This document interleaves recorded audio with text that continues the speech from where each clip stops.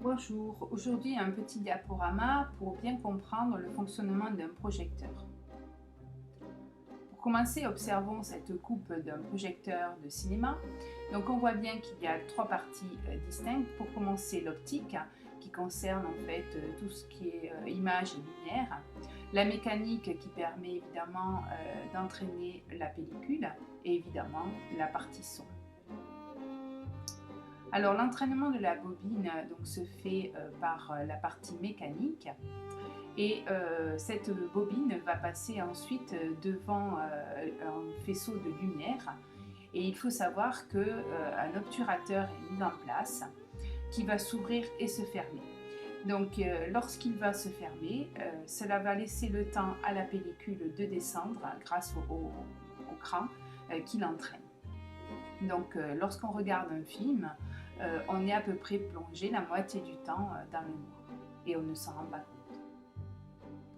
Là, on voit bien l'écran qui sont perforés et qui permettent donc à la partie mécanique d'entraîner la bobine.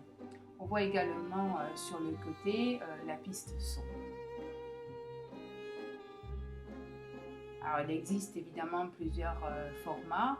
Le 35 mm qui est le format pro, le 16 mm et le 8 mm.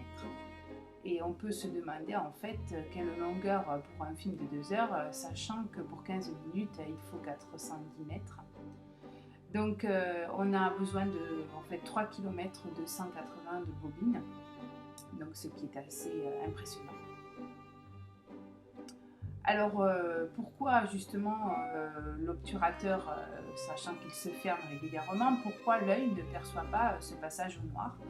Eh bien cela pourrait être dû à ce que l'on appelle la persistance rétinienne, c'est-à-dire l'impression de l'image sur la rétine, ce qui permettrait en fait à l'œil de ne pas se rendre compte du noir qui est causé par la fermeture de l'obturateur. Et en fait, aujourd'hui, on a tendance à parler plutôt de l'effet Phi. L'effet Phi, en fait, ça serait une sensation visuelle de mouvement provoquée par l'apparition d'images perçues successives et susceptibles d'être raccordées par un déplacement ou une transformation.